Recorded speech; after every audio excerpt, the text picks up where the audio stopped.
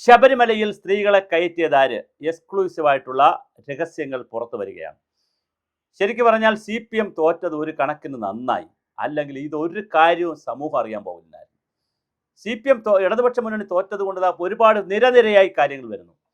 ശബരിമലയെക്കുറിച്ചുള്ള Padmakumar, Devaswom board മുൻ president പത്മകുമാറും MLAയും CPMന്റെ സംസ്ഥാന committee അംഗവും പിന്നെ ജില്ലാ കമ്മിറ്റിയും പിന്നെ പ്രാദേശിക കമ്മിറ്റി, ബ്രാഞ്ച് കമ്മിറ്റിയൊക്കെയായി പാർട്ടിയിൽ നിന്ന് പുറത്താക്കിയ പത്മകുമാറിൻ്റെ പുസ്തകം വരുന്നു. വളരെ മനോഹരമായ ഒരു പുസ്തകമാണ്. അതിൽ കൃത്യമായ വെളിപ്പെടുത്തൽ ഉണ്ടാവും. തിരുവിതാംകൂർ ദേവസ്വം ബോർഡ് മുൻ പത്മകുമാറിൻ്റെ വെളിപ്പെടുത്തൽ അതെല്ലാം അതത് ദിവസം തന്നെ ഡയറിയിൽ കുറിച്ച് വെച്ചിട്ടുണ്ട്. ഓരോ ദിവസവും നടന്ന കാര്യങ്ങൾ ഡയറിയിൽ കുറിച്ച് വെച്ചിട്ടുണ്ട്. ഈ കാര്യങ്ങളെല്ലാം ചേർത്താണ് അദ്ദേഹം ആത്മകഥ എഴുതുന്നത്.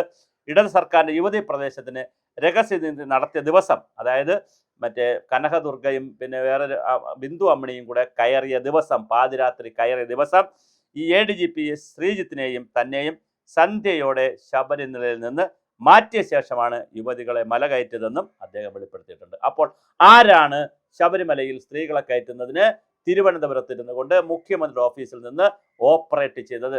അവരുടെ രാഷ്ട്രീയ ലക്ഷ്യം എന്തായിരുന്നു? സർക്കാരിനെ ഗുണപ്പെടുത്താനാണോ? പിണറായി വിജയനെ തകർക്കാനാണോ? പിണറായി വിജയനെ രക്ഷിക്കാനാണോ? CPMനകത്തുള്ള ഗ്രൂപ്പ് പോരിൻ്റെ ഫലമായിട്ട് ജനങ്ങളെ വലിയ കുത്തിത്തിരിപ്പുണ്ടാക്കാനും ജനങ്ങളുടെ എതിർപ്പ് വിളിച്ചു വരുത്താനുമുള്ള CPMന്റെ തന്ത്രമായിരുന്നോ അതെന്നുള്ളത് വളരെ ഗൗരവമാണ്. ശ്രീജിത്തിനെ DGPയും തന്നെ മുഖ്യമന്ത്രി അഡീഷണൽ പ്രൈവറ്റ് സെക്രട്ടറിയും തിരുവനന്തപുരത്തേക്ക് എത്താൻ നിർദ്ദേശം നൽകി. പുലർച്ചെ 3 മണിയോടെ തിരുവനന്തപുരത്ത് ദേവസ്വം ബോർഡ് ഓഫീസിലെ മുറിയിൽ എത്തി TV ഓണാക്കിയപ്പോഴാണ് ശബരിമലയിൽ സ്ത്രീകളെ പ്രവേശിപ്പിച്ചതായി അറിയുന്നത്. അപ്പോൾ ശബരിമലയിൽ സ്ത്രീകളെ പ്രവേശിപ്പിക്കുന്ന സമയത്ത് അവിടെ ചുമതലയുണ്ടായിരുന്ന ADGP ശ്രീജിത്തും അവിടെ ഇല്ലായിരുന്നു. ദേവസ്വം ബോർഡ് പ്രസിഡന്റായിരുന്ന പത്മകുമാറും അവിടെ ഇല്ലായിരുന്നു. ആരാണ് അപ്പോൾ ഇതിൻ്റെ പിന്നിൽ കളിച്ചത്? ചതികൾ ഒന്നൊന്നായി പുറത്തു വരട്ടെ. അതുകൊണ്ട് വളരെ അടിയന്തരമായ ഡയറിക്കുറിപ്പും പുസ്തകവും വരട്ടെ. അപ്പോൾ കൂടുതൽ കാര്യങ്ങളെല്ലാം പുറത്തു വരാനുള്ള എല്ലാ സ്വർണ്ണക്കൊള്ള കേസിൽ രജിസ്റ്ററിൽ ചെമ്പ് പാളി എന്ന് എഴുതിയത് മറ്റാരോ ആണെന്നും അതിൽ ഒപ്പിടാൻ താൻ നിർബന്ധിക്കപ്പെടുകയായിരുന്നുവെന്നും ആരാണ് അദ്ദേഹത്തെ നിർബന്ധിച്ചത്? അദ്ദേഹത്തിന് നിർബന്ധിക്കണമെങ്കിൽ മുകളിൽ നിന്ന് ആരായിരിക്കണം? അത് കടകംപള്ളി സുരേന്ദ്രനാണോ? വളരെ ഗൗരവമായ ചോദ്യമാണ്. അതോ മുഖ്യമന്ത്രിയുടെ ഓഫീസിൽ നിന്നാണോ നിർബന്ധിക്കപ്പെടുമായിരുന്നുവെന്നുമാണ് അദ്ദേഹം പറയുന്നത്. ഈ കൈപ്പട സംബന്ധിച്ച് കൂടുതൽ പരിശോധന നടത്തണമെന്നും SATയോട് ആവശ്യപ്പെട്ടിട്ടുണ്ട്. അതേസമയം കടുത്ത അച്ചടക്ക നടപടി എടുക്കുന്നത് ഒഴിവാക്കാനുള്ള പത്മകുമാറിൻ്റെ സമ്മർദ്ദ തന്ത്രമാണ് ആത്മകഥ എന്ന പ്രസിദ്ധീകരണമെന്ന വിലയിരുത്തപ്പെടുന്നവരുമുണ്ട്. പ്രതിപക്ഷ നേതാവുമായുള്ള അടുത്ത ബന്ധം ഉള്ളവർ പത്മകുമാറിനെതിരെ കടുത്ത നടപടി എടുക്കരുതെന്നും സമ്മർദ്ദം ചെലുത്തുന്നതായും സൂചനയുണ്ട്. എന്തായാലും പലതും പുറത്തു വന്നാൽ ഉന്നതർ കുടുങ്ങും. ഉന്നതർ എന്ന് പറയുന്നത് കടകംപള്ളി സുരേന്ദ്രനും പിണറായി വിജയൻ്റെ ഓഫീസും. ഇനി പിണറായി വിജയൻ തന്നെ ഇതിനകത്തുണ്ടോ എന്നറിയില്ല. എന്തായാലും ജില്ലാ കമ്മിറ്റി എന്ത് നടപടി എടുത്താലും വിഷയത്തിൽ അന്തിമ തീരുമാനം സംസ്ഥാന കമ്മിറ്റിയുടേതായിരിക്കും. അതുകൊണ്ട് അദ്ദേഹത്തിനെ പുറത്താക്കി വെടക്കാക്കി തനിക്കാക്കണ്ട, അദ്ദേഹത്തിനെ വല്ലാതെ ചൂടാക്കണ്ട എന്നുള്ള ഒരു തീരുമാനവും CPM എടുക്കാൻ സാധ്യതയുണ്ട്. ജില്ലാ കമ്മിറ്റി എടുത്ത തീരുമാനം സംസ്ഥാന കമ്മിറ്റിക്ക് അധികാരമുണ്ട് തിരുത്താൻ.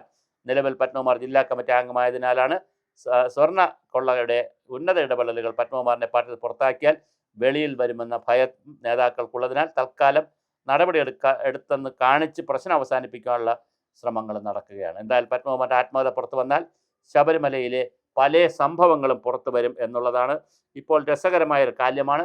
സുരേഷ് കുമാർ BSന്റെ PS ആയിരുന്ന, അല്ല PS അല്ല, BSന്റെ കൂടെ ഉണ്ടായിരുന്ന IAS തന്നെ സുരേഷ് കുമാർ, നേരത്തെ ലോട്ടറി ഡയറക്ടറൊക്കെ ആയിരുന്ന മൂന്നാർ സംഘത്തിൽ, ദൗത്യ സംഘത്തിൽ മൂന്നാർ കരിമ്പൂച്ച പട്ടികയിൽ ഉണ്ടായിരുന്ന പ്രധാന പൂച്ചയായിരുന്നു സുരേഷ് കുമാർ. ഒരു പുസ്തകം എഴുതി VSന്റെ കാലത്തെ ഭരണത്തെക്കുറിച്ച്. അപ്പോൾ ഓരോരുത്തരും പിന്നെ ബിജു പ്രഭാകർ പുസ്തകം എഴുതി.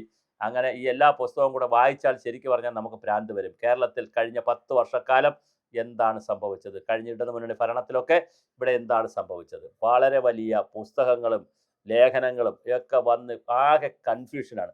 ഒരു സിസ്റ്റം മുഴുവൻ കൊളാപ്സ് ചെയ്യുന്ന, സിസ്റ്റം ഹൈജാക്ക് ചെയ്ത് പോകുന്ന, സിസ്റ്റത്തിൽ ആർക്കും ഒരു താല്പര്യമില്ലാത്ത രീതിയിൽ പോകുന്ന പുതിയ ഒരു കേരളത്തെക്കുറിച്ചാണ് നമ്മൾ ഇപ്പോൾ കേട്ടുകൊണ്ടിരിക്കുന്നത്. പഴയ കാലത്ത് ഈ വലിയ ഹൈജാക്കിംഗ് നടക്കത്തില്ലായിരുന്നു. പക്ഷേ ഇപ്പോൾ മുഖ്യമന്ത്രി ഓഫീസായാലും മന്ത്രിയുടെ ഓഫീസായാലും രാഷ്ട്രീയ നേതാക്കളായാലും ബ്യൂറോക്രാറ്റുകളായാലും ഒരുപാട് അങ്ങോട്ടും ഇങ്ങോട്ടൊക്കെ ഹൈജാക്ക് ചെയ്യപ്പെടുന്നത്. ADGP ശ്രീജിത്തിനെ അന്ന് രാത്രി പെട്ടെന്ന് പിന്നെ DGPയെ കൊണ്ട് തിരുവനന്തപുരത്ത് വിളിപ്പിക്കുക, പത്മകുമാറിനെ തിരുവനന്തപുരത്ത് വിളിപ്പിക്കുക, അന്ന് അവരെ തിരുവനന്തപുരത്തെത്തി തിരിച്ചെത്തുന്നതിന് മുമ്പ് അവിടെ സ്ത്രീകളെ കയറ്റുക. ഇതൊക്കെ എത്ര മോശമായ പ്രവർത്തികൾ. അപ്പോൾ ആരാണ് ഇതിൻ്റെ പിന്നിൽ പ്രവർത്തിച്ചത്? ആരുടെ താല്പര്യമാണ്? എന്താണ് ആ പ്രവർത്തിച്ചവരുടെ പിന്നിലുള്ള ചേതോവികാരം, ഇതെവിടെ നിന്നാണ് ഈ ഉപകഥ ഉണ്ടാക്കിയത്? ഈ തിരക്കഥ സൃഷ്ടിച്ചത് ആരാണ്? ശബരിമലയിൽ സ്ത്രീകളെ കയറ്റി ഒരു മുഖ്യമന്ത്രിക്ക് ഒരു ഇമേജ് കൊടുക്കണം എന്നായിരുന്നോ ഈ തിരക്കഥ തയ്യാറാക്കിയവർക്കുള്ള? അതോ ശബരിമലയിൽ സ്ത്രീകളെ കയറ്റി അതിലൂടെ ഹിന്ദു സമൂഹത്തെ ആകെ പൊതുസമൂഹത്തെയും ഗവൺമെന്റിനെതിരെ, പിണറായിക്കെതിരെ തിരിക്കാനുള്ള ഗൂഢതന്ത്രമായിരുന്നോ? വളരെ രസകരമാണ് ഇത് അന്വേഷിച്ചാൽ. അപ്പോൾ എല്ലാം പുറത്തു വരട്ടെ, നമുക്ക് കാത്തിരുന്ന് കാണാം എന്താണ് സംഭവിക്കുകയെന്ന്.